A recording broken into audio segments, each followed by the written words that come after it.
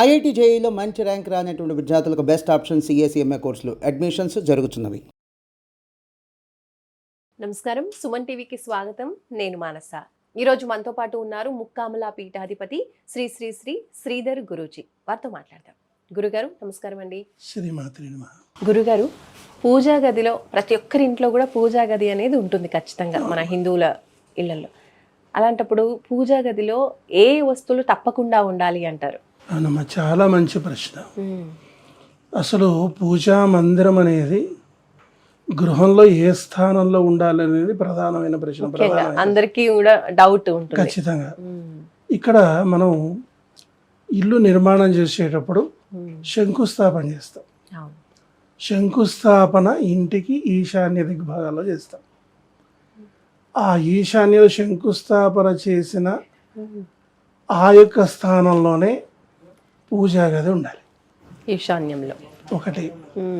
ఈ పూజా మందిరంలో వేరే ఇతరత్ర పూజకు సంబంధించినటువంటి వస్తు సామగ్రులు తప్పించి వేరే ఇతరత్ర ఏవి ఉంచకూడదు.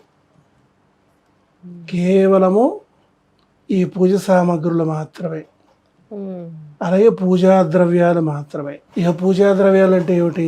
పసుపు, కుంకుమ, అక్షతలు, అగరబత్తులు, కర్పూరము, వక్కలు, తమలపాకులు, పుష్పాలు, ఫలాలు, అలాగే డ్రై ఫ్రూట్స్, పటిక బెల్లం పలుకులు, బెల్లము, అలాగే పంచామృతాలు, తేనె, ఇవన్నీ మనం పెట్టుకుంటాం పూజా ద్రవ్యాలు. ఇక పూజ సామాగ్రి అనేసరికి ఏమిటంటే ప్రధానమైన గంట, హారతి స్టాండు, అగరబత్తి స్టాండు, పంచపాత్ర, ఉద్ధరణి, అరివేణం, ఇట్లాగా పూల సజ్జ, ఇవన్నీ కూడా పూజకు సంబంధించినటువంటి వస్తు సామగ్రులు మాత్రమే ఉంచుకోవాలి. అలాగే ఇక్కడ దైవం విషయంలోకి వచ్చేసరికి ఏమిటంటే మనకు ప్రధానంగా పటాలు చూస్తాము, అలాగే విగ్రహాలు చూస్తాము, అలాగే యంత్రాలు చూస్తాము, అలాగే సారిగ్రామాలు చూస్తాము, అలాగే నర్మదా బాణాలు చూస్తాము. అనేది ఇవి చాలా ఇంపార్టెంట్ అంత. ఈ ఫోటోలు ఏవైతే ఉన్నాయో అవి గోడకు చక్కగా మనం అలంకరణ చేసుకోవచ్చు. ఏమంటే తర్వాత అట్లానే ఇటీవల కాలంలో మనం చూస్తున్నాము, ఈ పూజా మందిరంలో పెద్ద దేవుడు పటం కావాలని చెప్పని అనుకుని ముక్కలైన టైల్స్ని అతికించి ఒకే విగ్రహంగా పెడుతున్నారు. అది ఎట్టి పరిస్థితుల్లోనూ పూజా మందిరంలో ఆ విధమైనటువంటి ఇదిలో పెద్ద పటంగా ఉంచకూడదు. అంటే ఉంటే పూర్తిగా ఒకటిగానే ఉండాలి. ఒకే పలకం మీద దైవం ఉండేటట్టుగా జాగ్రత్త పడాలి.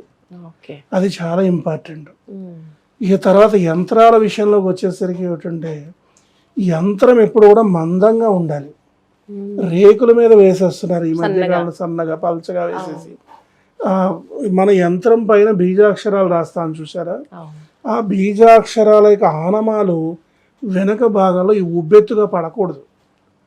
అంత మందంగా ఈ రాగి రేకు కావచ్చు, వెండి రేకు కావచ్చు, బంగారు రేకు కావచ్చు, దీన్ని ఫ్రేమ్ కట్టించి గోడలకి వేలాడదీయకూడదు, అలాగే గోడలను నిలబెట్టకూడదు.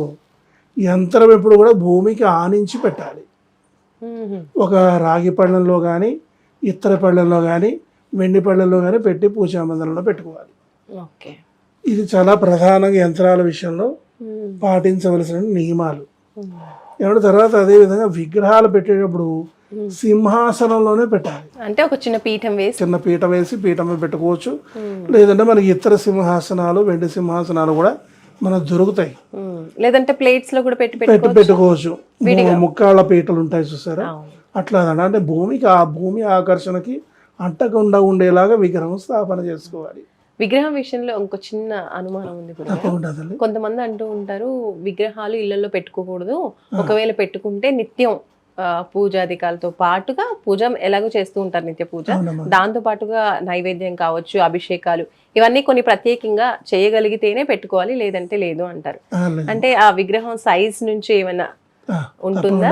ఇది చాలా మంచి ప్రశ్న. ఏ సైజ్ ఉన్నంత వరకు పెట్టుకోవచ్చు అంటారు. ఇక్కడ ఏంటంటే విగ్రహాల్లో మళ్ళీ 2 రకాలు మనం తీసుకోవచ్చు, సాలిడ్, హ్యాలో.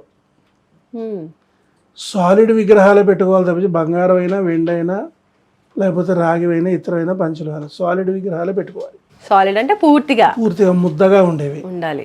గుల్ల విగ్రహాలు ఎప్పుడు పెట్టుకోకూడదు, మధ్యలో స్పేస్ ఉండకూడదు. చాలా స్ట్రిక్ట్ గా పాటించాల్సిన నియమాలు. డెకరేటివ్ గా పెట్టుకోవచ్చు, ప్రాబ్లం లేదు.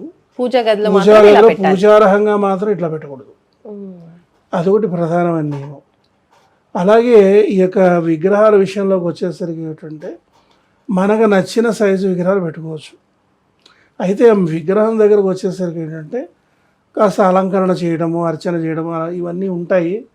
దానికి తగ్గట్టుగా విగ్రహము మనం ఏర్పాటు చేసుకోవచ్చు. అయితే ఇక్కడ విగ్రహము అంగుష్ట ప్రమాణం సరిపోతుంది అన్నారు. అయితే సుందరకాండలో మాత్రము రావణాసుడు యొక్క పూజా మందిరంలో 4 అంగుళాల విగ్రహాలు ఉన్నాయని చెప్పి ఆంజనేయ స్వామి ఎంతటి భక్తుడో కదా అని ఆశ్చర్యపోతాడు. ఆంజనేయ స్వామి 3 అంగుళాల విగ్రహాలు మించి అవసరం లేదు అన్నారు, పెట్టుకోకూడదల్లా, అవసరం లేదు సరిపోతుంది అని. 4 అంగుళాల విగ్రహం పెట్టినటువంటి రావణాసుడు చూసి మెచ్చుకున్నాడు ఆంజనేయుడు. అదే మనకి ఉన్నటువంటి యొక్క ఆనందాన్ని బట్టి, ఉత్సాహాన్ని బట్టి, మనం ఉండేటువంటి అవకాశాన్ని బట్టి మనం ప్రమాణం పెట్టుకోవచ్చు. దేవీ భాగవతాన్ని బట్టి 9 అంగుళాల విగ్రహం వరకు కూడా మనం పూజా మందిరంలో ఉంచుకోవచ్చు అని చెప్పి చెప్పబడుతోంది. ఏమంటే ఈ విగ్రహాల్లో ఒకటి ఏంటంటే మనం స్థాపన చెయ్యం, కేవలం అంటే ప్రాణప్రతిష్ఠ చేసి ఆరాధన చేస్తాం. ఇక్కడ దేవాలయంలో అయితే యంత్రాలు కావచ్చు, విగ్రహాలు కావచ్చు, ప్రాణప్రతిష్ఠ చేస్తాం.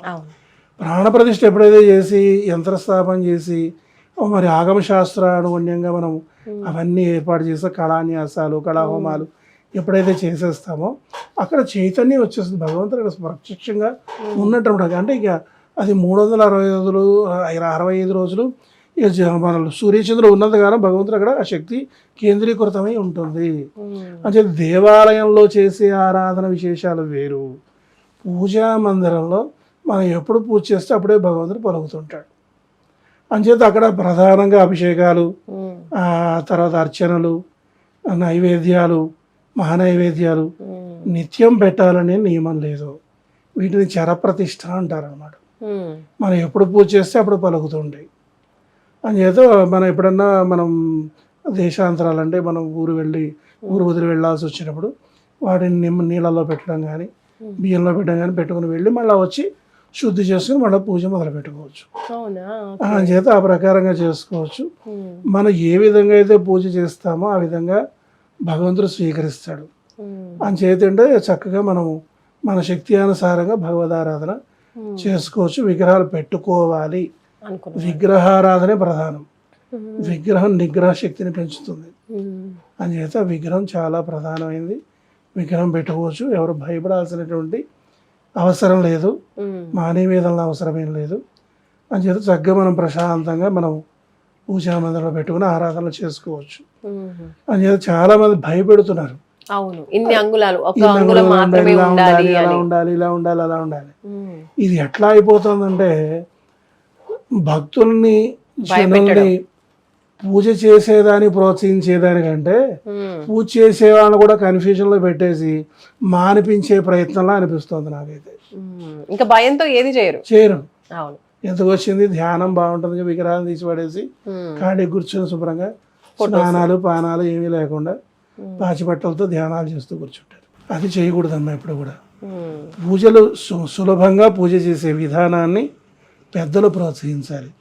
అంచేత ఏం చేశారు, పూజా విధానంలో కూడా 5 రకాల ఉపచారాలతో చేసేటువంటి పంచోపచార పూజ, 10 రకాల ఉపచారాలతో చేసేటువంటి దశోపచార పూజ, 16 ఉపచారాలతో చేసేటువంటి షోడశోపచార పూజ, 64 ఉపచారాలతో చేసేటువంటి చతుషష్ఠి ఉపచార పూజ, ఇన్ని పూజలు ఇచ్చారు. అవకాశం ఉన్నవాళ్ళు 64 ఉపచారాలతో, ఇంకా సమయం తక్కువ ఉన్నటువంటి వాళ్ళు 16 ఉపచారాలతో, ఇంకా సమయం లేని వారు 10 ఉపచారాలతో, ఇంకా సమయం లేని వారు పంచోపచారాలతో కూడా చేసుకోవచ్చు అని. అంచేత పూజ చేయడం అనేది ప్రధానం. అంచేత ఈ సమయం మనకు ఎక్కువ సమయం ఉందనుకోండి 64 ఉపచారాలతో చేస్తాం, తక్కువ సమయం ఉందనుకోండి తదనుగుణంగా పంచోపచార పూజతో ముగిస్తాం. అంచేత భగవంతుడు ఎప్పుడూ కూడా అమ్మ మన శక్తి అనుసారంగా పూజించమన్నాడు తప్పించి శక్తికి మించి పూజ చేయమని చెప్పి ఏ భగవంతుడు చెప్పలేదు. శక్తికి మించి పూజించినా ఫలితాన్ని ఇవ్వని అంటాడు. శక్తికి తగ్గి లోభించి పూజించిన ఫలితాన్ని ఇవ్వని ఉంటాడు.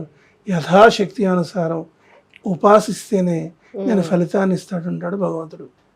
ఈ సత్యాన్ని ప్రతి ఒక్కరూ కూడా గ్రహించాలి. ఏదో దేవాలయంలో ఇంత గొప్పగా జరిగిపోతుంది కదా అని చెప్పేసి ఇళ్లలో అలా జరిపించాలంటే సాధ్యం కాదు. ఇప్పుడు మామూలు దేవాలయాల్లో జరిగేటువంటి ఆరాధనలు మరి మహాక్షేత్రాల్లో జరిగేటువంటి ఆరాధనలు ఒకటిగా ఉన్నాయా? తిరుమల ఉందనుకోండి, దివ్యక్షేత్రాలు ఉన్నాయనుకోండి, శక్తిపీఠాలు ఉన్నాయనుకోండి, సుప్రభాత సేవ దగ్గర నుంచి శయనోత్సవం వరకు నిత్యోత్సవాలు, వారోత్సవాలు, పక్షోత్సవాలు, మాసోత్సవాలు, తర్వాత అదేవిధంగా వార్షికోత్సవాలు, మహాకుంభాభిషేకాలు, మరి రజతోత్సవాలు, స్వర్ణోత్సవాలు, వజ్రోత్సవాలు ఇవన్నీ జరిపిస్తారు. శతజయంతి ఉత్సవాలు అవన్నీ మామూలు దేవాలయాల్లో జరుగుతున్నాయా? కష్టం. అనేది ఏంటంటే పూజా మందిరంలో ఏ విధంగా చేసుకోవాలో ఆ విధంగా చేసుకుంటే సరిపోతుంది.